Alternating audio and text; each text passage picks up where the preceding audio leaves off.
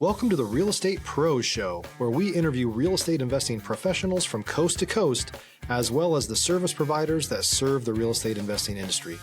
Our goal is simple: share what's working now to help you improve and scale your business to the next level and meet the pros that can help you get there.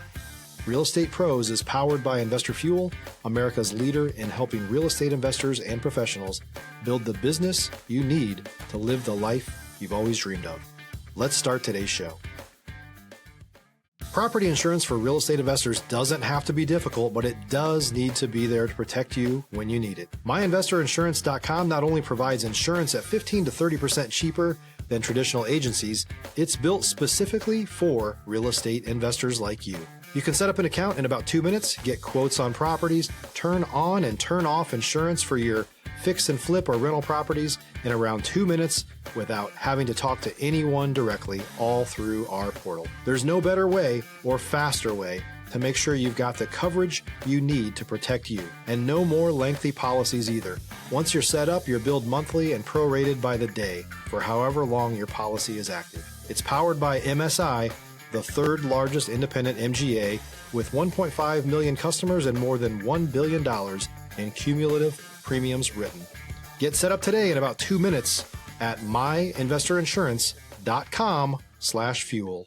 Welcome back to the Real Estate Pros podcast. I'm Kristen Knapp, and I'm here with Rashelle Newmyer, a realtor in the Portland metro area. I'm so excited to talk to you. Thank you for being here. Thank you so much for having me. I appreciate it. Yes. So, you're big in the real estate world over in Portland, and, seems like you're the master connector. So just tell us all about how you got into the real estate business. Yeah, definitely. So I'm a former corporate America kid, and I was working the corporate grind, and I just got burnt out. And someone had said to me, "I'm surprised you never got into real estate." And it's so funny because it was never even on my radar. And I was like, "What do you mean?" And they're like, "Well, you're good at sales, you love people, you don't mind being in your car, you're a self-starter." My background is marketing and digital marketing specifically. They're like, "I just feel like this would suit you." So I started to pursue it out of curiosity, like anybody does when they first start something, talking to people I knew in real estate, looking into schools, and then 8 years later, here we are.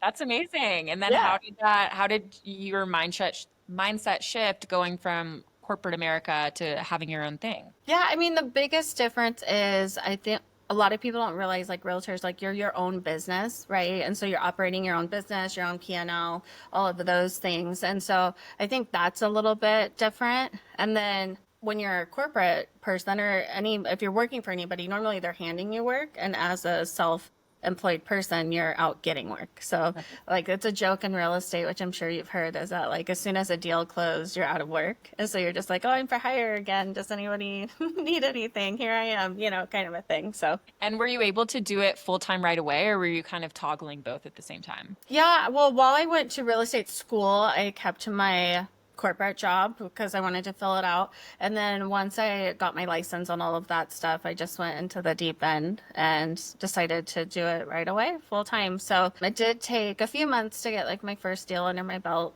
And then, you just grow from there. Yeah. And then at what point were you like, "Oh, I can actually make this?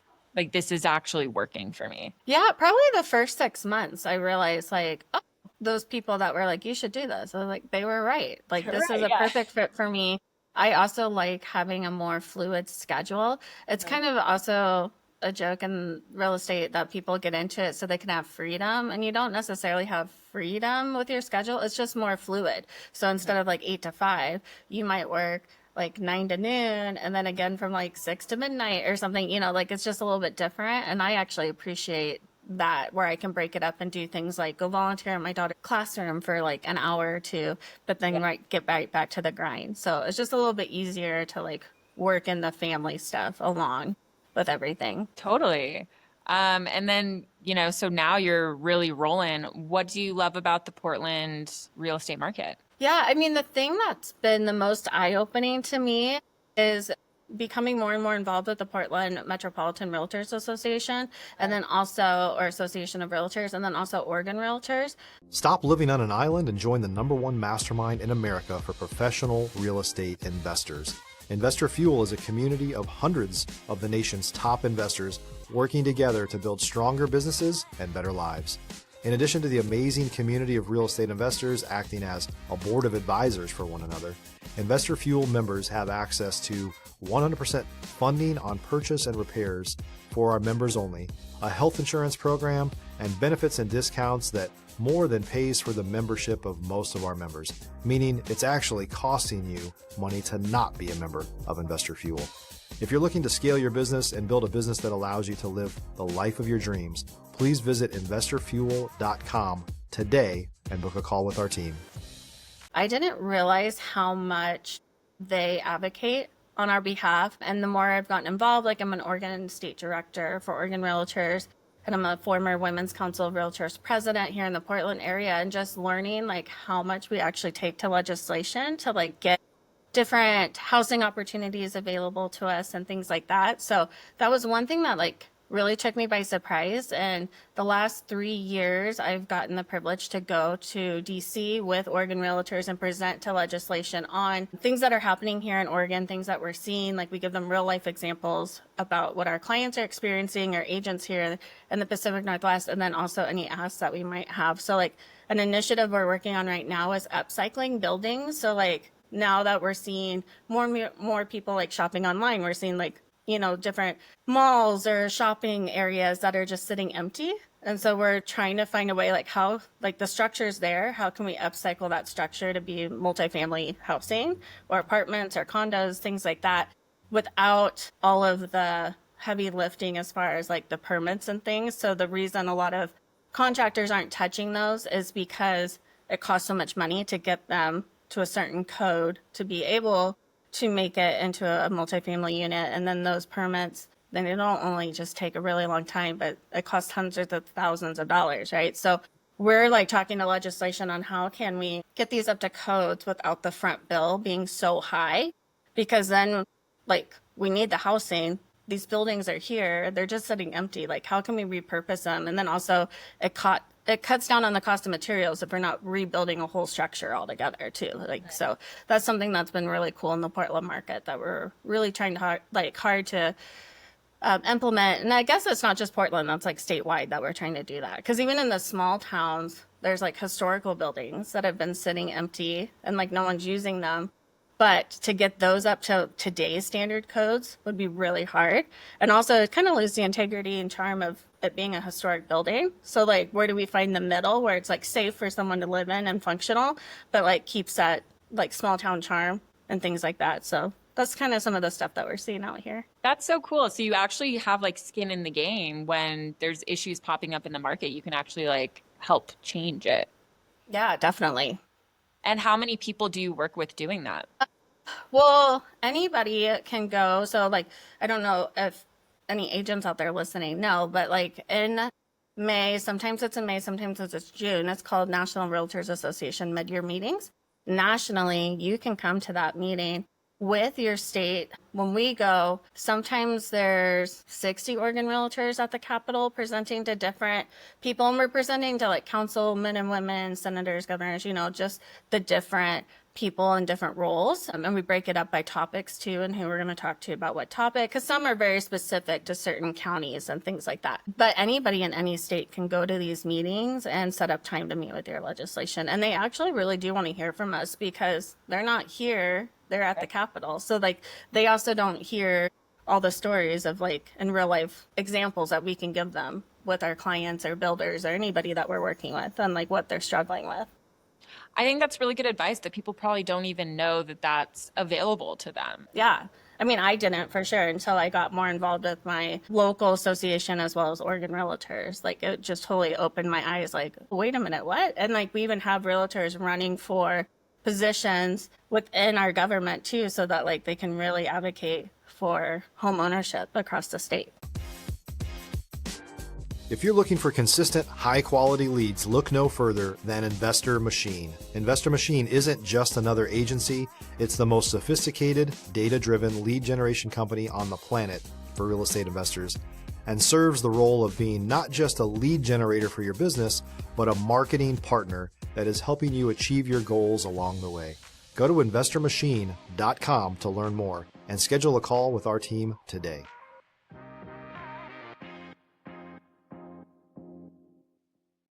That's wonderful. Yeah, it's pretty cool. Going into home ownership a little bit, what are some misconceptions that you often get about Oh, home for ownership? sure.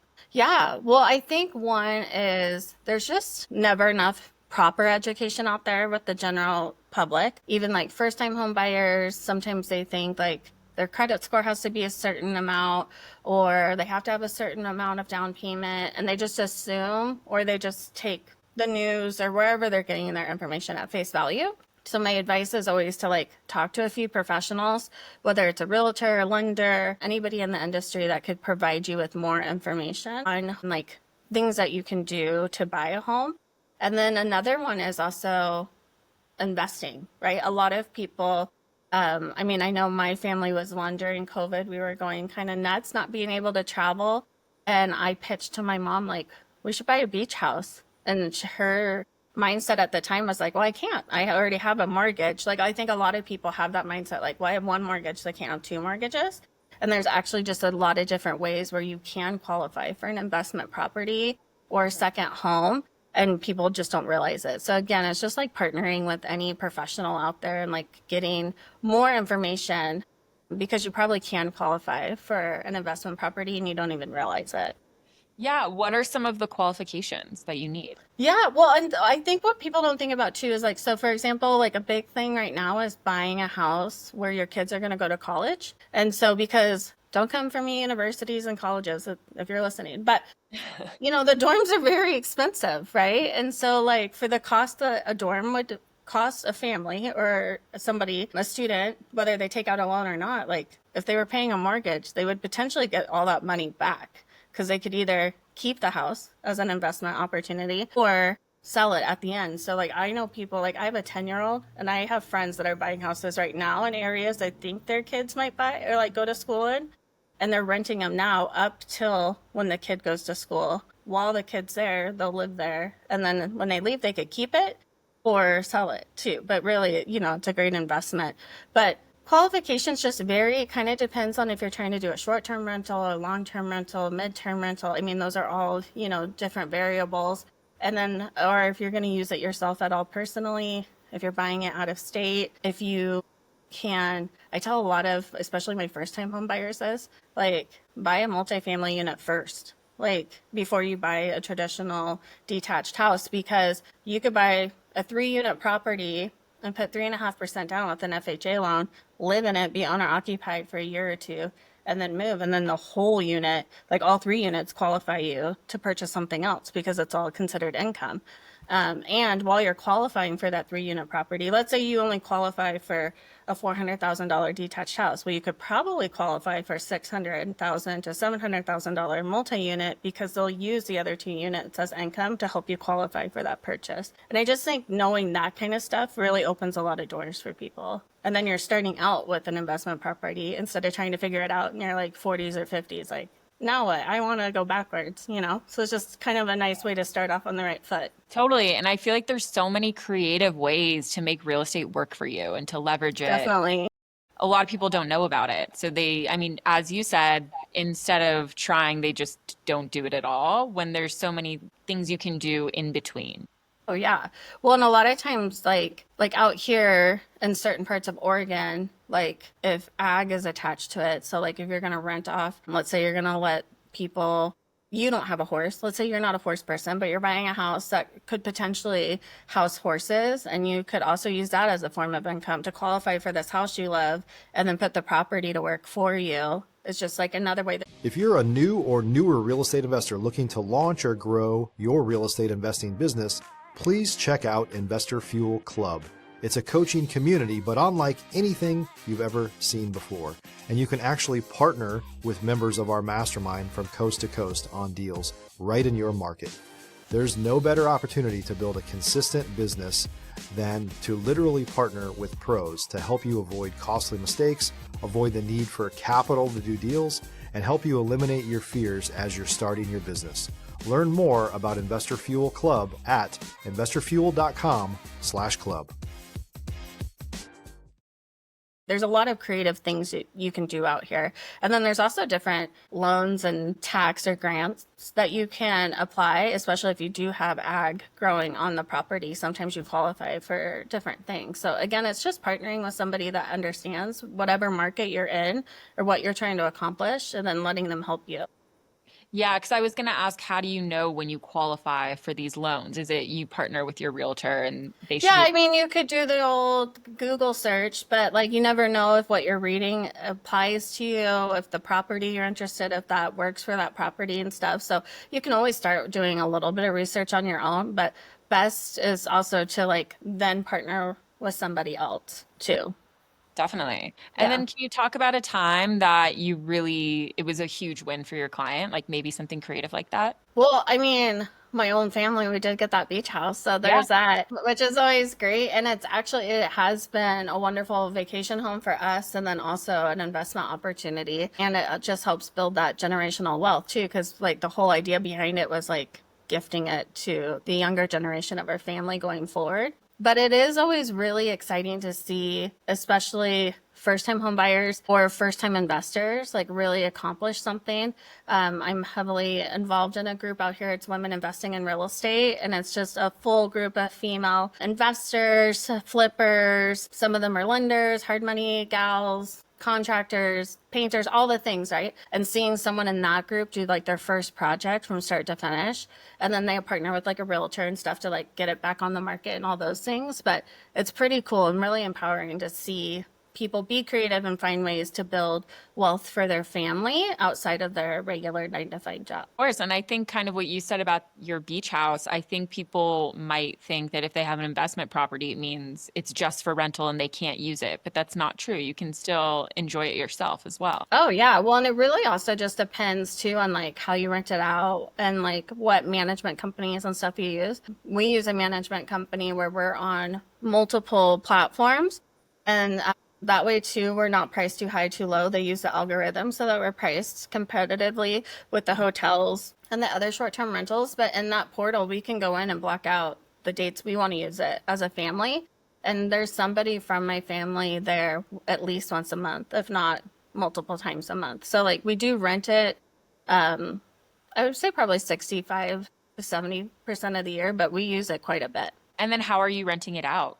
What platforms do you use? Yeah, well, we use a management company. So we're currently using Advocacy, and they do I have talked to other investors that are like, oh, I don't want to pay a management company. But again, it's like, what is your time worth? And also, Right. what do you need to accomplish with your rental? And what does the city and county require? So like, for example, where our beach house says the city and the county require someone to be able to respond to the house with keys within 30 minutes if an emergency happens.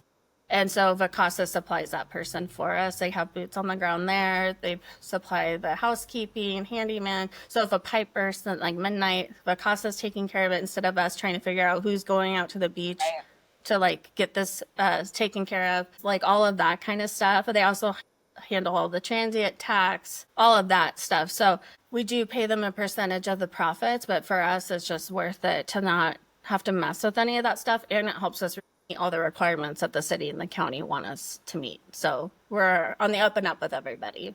Yeah, Which is I mean, peaceful. I absolutely agree. Your time is worth a lot of money. So Yeah. to be able to have someone who just handles it and keeps you compliant with everything, I think that's a very good investment. Yeah, well, and with them, because they are such a large company, like we're on like Expedia, Airbnb, VRBO, like we're on all of the platforms.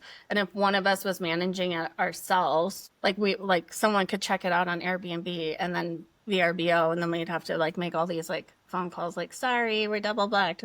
And like this avoids all of that because it's all through one system, which is nice. Yeah, and it's a lot of admin to go back and forth through platforms. Definitely. Well, yeah, totally. Yeah.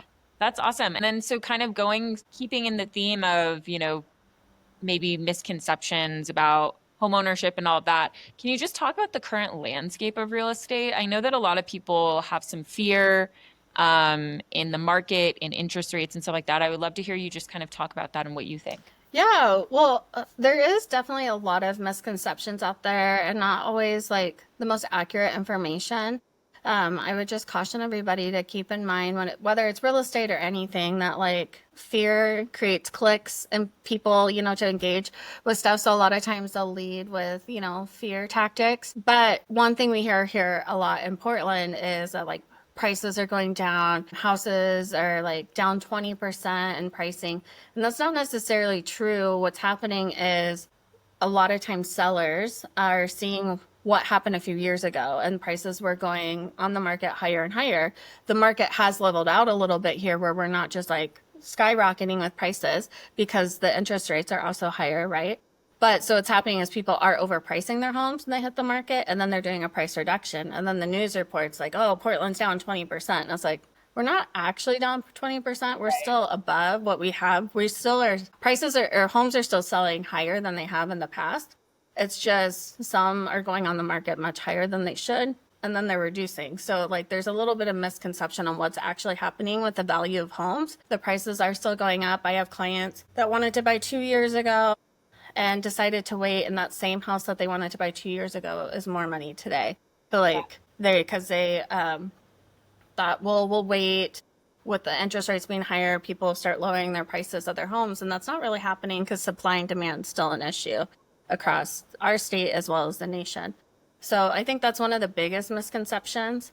And then sometimes too, people are like, well, I want to wait until interest rates hit 5% again. Totally understand that. But if you can afford to buy with what interest rates are today, which is like hovering around 7, right? If you can afford to buy today, you'll still end up saving money, because once they hit 5%, you're going to see houses go again for like 50 to 100 grand over, and you're going to have bidding wars again because everyone's going to rush back to the market trying to take advantage of a lower interest rate. So if you can buy now and sit until interest rates go down, you can always refinance when interest rates go down. Obviously, don't buy now if you can't afford it. If you can't afford the current interest rate in that house, we would never encourage you to do that, right? But if you can, I wouldn't wait. I would go ahead and buy now because you're going to end up paying more for the house, a larger ticket price. So you might have a lower interest rate, but you're going to pay a bigger ticket price, and it'll be more frustrating because you're going to be going against a lot more buyers. Right. Well, I think, from everything you said, it's just so important to partner with a realtor that knows what they're doing and gets it. Totally. Yeah. Or just understands the roller coaster of the market and what could potentially happen. And understands the data as well, because I agree with you that data can be manipulated, and it's nice to have that other side of it and kind of hear why things are happening. Yeah. But yeah. Well, and a lot of people too still think that like if a house has been sitting on the market, because we were seeing houses fly on and off the market for a couple of years while interest rates were lower. And right now, the average days on market's like 75. And so then people start to think like, oh, well, I can take advantage. This house has been on the market 50 days. I'm going to offer 60 grand less. And half the sellers are like, no, I just won't sell then. Buyers are like, well, I guess you don't want to sell then. I'm like, well, no, not for that price. You know what I mean? Because like if someone's selling right now, it's because they really need to. I mean, like 80% of mortgages out there right now are around 3%. So if someone's selling right now and they're willing to give up that 3%, it's because they're moving for work, their family's growing, they need more space, they need a different kind of space, things like that. But most of them will figure it out to keep the 3% versus take a low ball offer. So just, it's all of those kinds of things, and educating buyers and sellers on that too. Like, hey, you are kind of overpriced. This $60,000 offer is actually pretty reasonable within the market, or they're priced right. 60,000 under asking just for the heck of it because they've been on the market a few days. That's not really fair. They're probably going to say no, and you're going to offend them. So it's just walking everybody through the different storylines or what could be going on. Yeah, absolutely. I'm sure that's a huge part of the job. Yeah, for sure. So it's gone quick. We're running out of time, but I would love for you to talk about your podcast. It seems awesome. Oh, yes. Thank you so much. So I did launch the Realtor Who Wines podcast just this past March. It's a wine as in like drinking, not whining, but it's because I'm here in the beautiful Oregon wine country. And so it's a podcast about business and real estate over glasses of wine. So I like to have guests on, and we either talk about real estate stuff or we'll talk about their local business owners, entrepreneurs, things like that. And then, of course, I have different people from the wine industry on as well to just talk about wine in general and what's going on with them. I love that. Is there an Oregon producer that you love? Oh my gosh. That's like choosing your favorite child. Yeah. I don't know if I could say which one, but I mean, Oregon's known for Pinot Noir. So if you like Pinot Noir wine, we are definitely the stop for you. But Big Bold Reds is what we do out here. But you will learn if you listen on the podcast that there are quite a few other options as well. Yeah, that's awesome. That's so fun. Sprinkle a little fun. Yeah. Culture. Well, I love wine and I love talking about business. And I was like, let's just put these babies together. That's so fun. And I mean, getting the guests to have a glass of wine, that makes them spill more gossip. Well, I've noticed that like really great conversations happen over wine and people tend to relax and then they're not as nervous. Like, oh, I'm on a podcast. Like they're like, oh, I'm just having a conversation with Rashelle. It's no big deal. And with that being said too, I have had people on that are sober or don't drink wine and stuff. And like, we still have great conversations. And so it's not all about the wine, but that's just a fun bonus. And there's a lot of great non-alc wines now. Definitely. Yeah. It's a whole industry right now is mocktails and non-alcoholic beverages for sure. Definitely. Well, where can people find this podcast and where can people find you? Yeah. Well, so on all social platforms, I'm Realtor Rashelle. And then the podcast is the Realtor Who Wines. So you can find that on YouTube and Instagram or any mainstream podcast programs that you like Spotify or Audible or Apple Music, any of those. It's on all of that. Awesome. Well, thank you so much for being here today. Everybody, please check that out and please contact Rashelle if you're in the Portland market. But it sounds like even if it's just for a glass of wine, reach out. There you go. She probably has the best recommendations too. Yeah. Awesome. Well, thank you so much. I really appreciate it. And thank you. I appreciate you. Yes, if you're listening, please check out all of Rashelle's links and we will see you back next time. Thank you so much. Sounds good. Bye, everyone. Thanks for joining us for today's Real Estate Pros Show. You can learn more about the amazing benefits of the Investor Fuel Mastermind community, including surrounding yourself with hundreds of other rock stars, 100% financing for your deals, and members-only discounts from vendors you're likely already using that, as a member of Investor Fuel, will save you more than the cost of your membership. Visit investorfuel.com to learn more. If you're interested in joining us as a guest of this show, please visit investorfuel.com/pros to apply. You can also check the show notes for access to free resources, how to get access to world-class lead generation, and much more. Don't forget to subscribe so you never miss another episode. Have a great day. We'll see you on the next show.